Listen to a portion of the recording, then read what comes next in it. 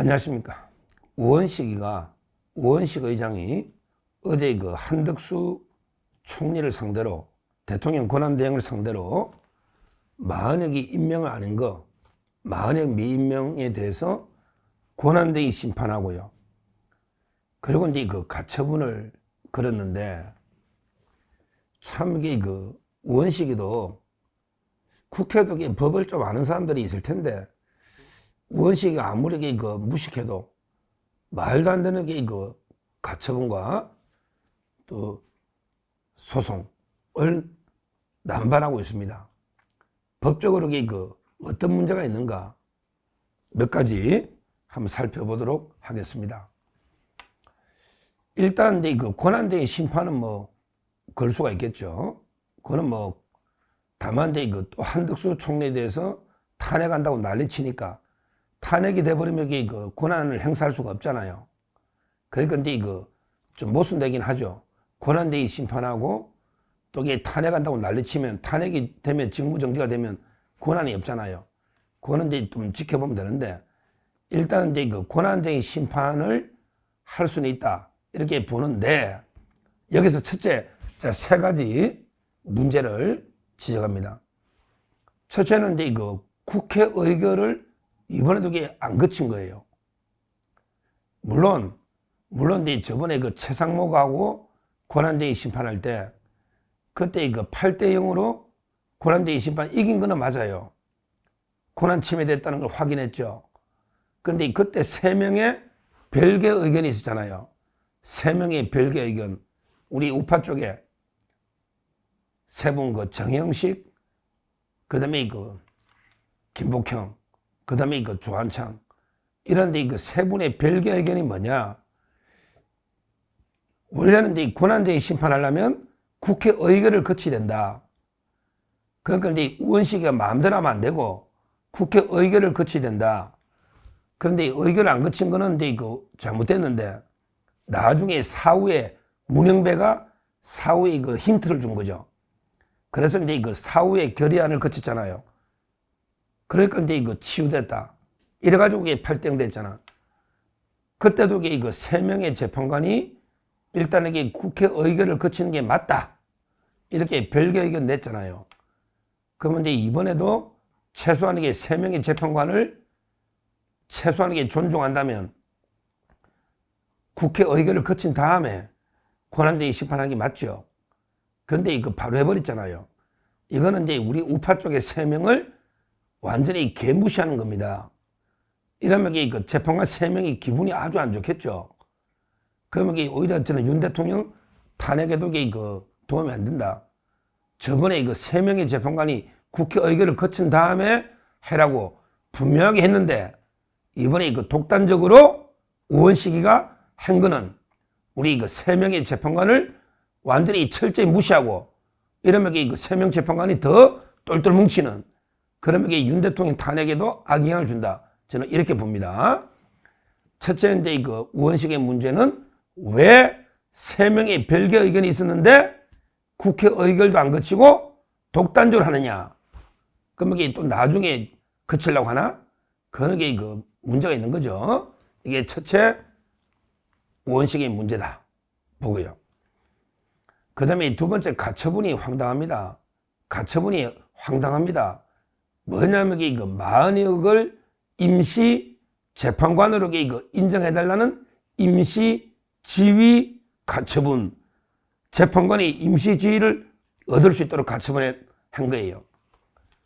이거는 이제 황당무계한 우리 법이 인정하지 않는 이런 소송의 형태입니다. 무슨 말이냐면요.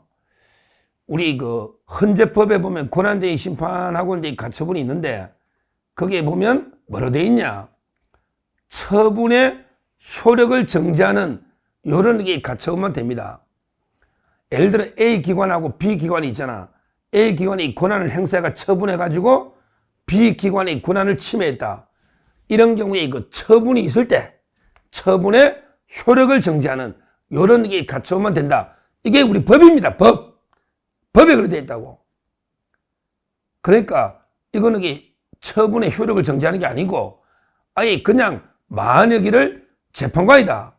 임시 지위를 정하는 이런 게 가처분은 우리 법이 인정하지 않는 소송의 형태입니다. 저번에 그 최상목이하고 국회하고 할 때도 임시 지위 확인, 요거는 이게 각하됐잖아요. 이미 한번 각하됐잖아. 최상목 사건에서. 그런데 각하된 걸 또 이게 가처분하는 이런 짓을 하고 있습니다. 이런 게 가처분은 안 됩니다. 만약에가 임명도 하기 전에 임시로 재판관 해가 판결에 관여하면 그러면 이게 나중에 본안 가가지고 만약에가 본안 가가지고 이게 그 패소하면 재판관도 아닌 놈이 재판에 관여하면 나중에 나라에 대란이 나지. 난리 나. 진짜. 아니 재판관 정식 재판관도 안 했는데 임명을 이놈이 재판관 행사를 해가지고 미리 윤 대통령 판결에 관여할 수 있도록 임시의 지위를 부여해달라. 이런 말도 안 되는 게 가처분 이미 헌재가 최상목하고 사건에서 이거는 게 각하된 이런 가처분을 하고 있다. 우리 법에는 처분의 효력을 정지하는 가처분만 되지 이런 게 적극적으로 아무것도 안 했는데 부작위 아무것도 안 했잖아. 임명. 이걸 이게 임시로 재판관 지위를 부여해달라. 이게 말이 됩니까? 판사도 아닌 놈이 미리 재판에 관여하겠다. 가처분으로. 이게 말이 되느냐고요. 이게 두 번째 황당무계한 가처분을 했다. 이거는 이게 각합니다. 그리고 세 번째도 이게 웃기는 게요. 뭐냐면 이제 그 옛날에 최상목하고 우원식이 국회하고 권한대행 심판회가 자기 이겼잖아. 옛날에 이긴 판결문을 승계해서 한덕수도 그 승계하게 승계 집행문을 부여해달라. 와, 저는 이게 이런 황당무계한 신청은 처음 봅니다. 승계 집행문을 신청했다. 무슨 말이냐면 승계 집행문이라는 게 뭐냐면요. 우리가 이제 민사에서 예를 들어 채권자가 있고 채무자가 있잖아요. 근데 돈을 안 갚아. 그러니까 이제 돈 갚으라고 판결을 받잖아요. 판결 받으면 이제 그걸 판결문을 가지고 이제 그 돈 안 갚으면 이게 뭐 부동산 같은 걸 압류해가지고 이제 경매로 부처가 돈을 받잖아요. 이런 식으로 그 민사에서 돈 안 갚을 때 이제 그 집행문이 있어야 판결 가지고 이게 집행문이 있어야 집행을 해가지고 이제 그 경매를 붙이거나 압류 경매를 붙여서 돈을 받아오잖아요. 이게 집행문이거든요. 그런데 그 승계 집행문은 뭐냐? 예를 들어 채권자나 채무자가 그 지위를 양도할 수가 있잖아요. 예를 들어 그 채무자가 있었는데 갑자기 죽어버리고 상속인이 상속받았다. 그러면 이게 상속인한테 예를 들어 집행을 한다. 그러면 이게 그 승계 집행문 이렇게 받는 것도 채권자 지위를 내가 승계했다 어떤 사람이 양도받을 수 있잖아요. 이런 식으로 그 채권자나 채무자의 지위를 양도 양수할 때 그때 승계 집행문이 나오는 거거든요. 근데요, 헌법재판소에 집행문이 어디 있습니까? 뭐 헌법재판소가 돈 안 갚으면 돈 받아주는 이런 게 기관입니까? 승계 집행문이라는 게 집행문 자체가 없잖아. 그러고 뭐 한덕수 총리가 최상목을 승계했냐? 야, 최상목이가 자기 지위를 양도했냐? 승계했냐고. 최상목이가 권한대행 갔다가 한덕수가 복귀하니까 다시 법에 의해서 권한대행이 된 거지. 뭘 승계를 해? 승계도 아니고 그 다음에 집행문란 자체가 헌재에 어딨냐고. 집행문이란 게 그 돈 받는 것처럼 이게 이행, 소송할 때 강제 경매하는 이게 집행문인데 이게 어디냐고 집행문이. 있어야 승계 집행문을 받지. 장난하나 지금 헌재? 이놈들이 장난하느냐고. 장난. 말도 안 되는 게 짓을 하고 있어. 승계 집행문을 부여해달란. 그러면 이게 말라고 한덕수 총리하고 말라 재판하노? 승계 집행문 있으면 바로 집행하는데 굳이 권한대행 심판 왜 또 하냐? 앞뒤가 말이 안 맞잖아.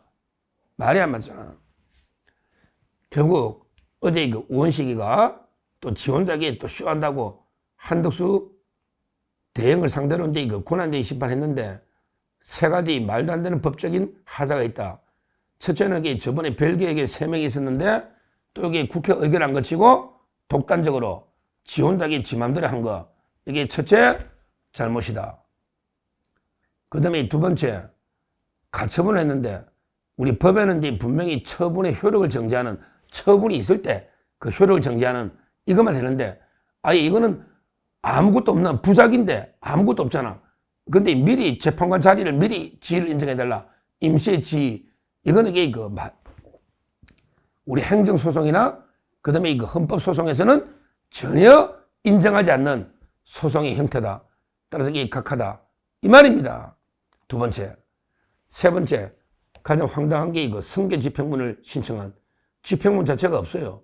그 다음에 이거 한덕수가 최상목을 승계한 것도 아니고요. 양도양수하는 것도 아니고 집행문이 없다니까. 그리고 이 권한대행 심판은 확인했습니다. 확인하는 거야. 예를 들어 이거 임명하는 게 국회 권한을 침해했음을 확인하는 확인 소송이라고. 근데 집행문이라는 거는 이게 뭘 이행을 해라. 돈을 갚아라. 우리 소송이란 게 이행의 소, 확인의 소, 형성의 소. 우리나라 모든 소송은 세 가지입니다. 요거는 이게 법적인 거니까 상식적으로 알아두면 돼요.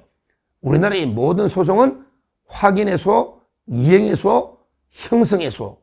근데 집행문은 이행의 소. 돈을 이게 뭘 이행해라. 이게 이행의 소. 근데 권한대행 심판은 권한이 침해됐음을 확인한다. 그게 다야. 그러니까 이게 임명 의무도 안 노는 거지, 기속력이. 확인한다. 이게 다인데, 승계 집행문을 달라. 이것도 이게 말도 안 되는. 그러니까 저는 법을 만드는 게 국회의장이고 그 밑에 법조인도 많을 텐데, 뻔하게 기각될 걸, 각하될 걸, 말이 안 되는 게 뻔하게 각하될 걸, 이런 걸 이게 가처분하거나 또는 이제 승계 집행문을 달라 한다. 이거는 왜 그러냐? 왜 그러냐면 이게 그만큼 제가 보기에 우원식이가 급하거나 아니면 이게 자기 정치, 자기 쇼를 하는 거지. 자기 정치, 쇼, 어차피 이게 실익 없다 보는 거에 마흔의 임명이 안 되니까. 그냥 이게 자기 쇼, 자기 정치를 위해서 보여주게 하는 거지. 이길 가능성을 염두에 두고 하는 건 아니다. 우원식, 이런 게 쇼는 때려치우라. 이런 게 정치 쇼는 때려치우라. 어디 부끄럽게 국회 입법부의 수장, 국가서열 2등이 이런 게 말도 안 되는 소송을 제기하는 가처분하고 특히 승계집행문은 이거는 이게 정말 이게 부끄러운 일이다. 이렇게 보고요. 아마 현재는 권한대행 심판이 이게 걸리는 게 저번에도 꽤 오래 걸리잖아요. 오래 걸리고 이게 또 해봤자 임명 안 합니다. 최상목도 안 했잖아요. 아무런 이게 실익이 없는 정치쇼에 불과하다. 이렇게 말씀드립니다. 감사합니다. 저는 오로지 국민 여러분만 믿고 신명을 바쳐 자유 대한민국을 지켜낼 것입니다. 저를 믿어 주십시오. 감사합니다.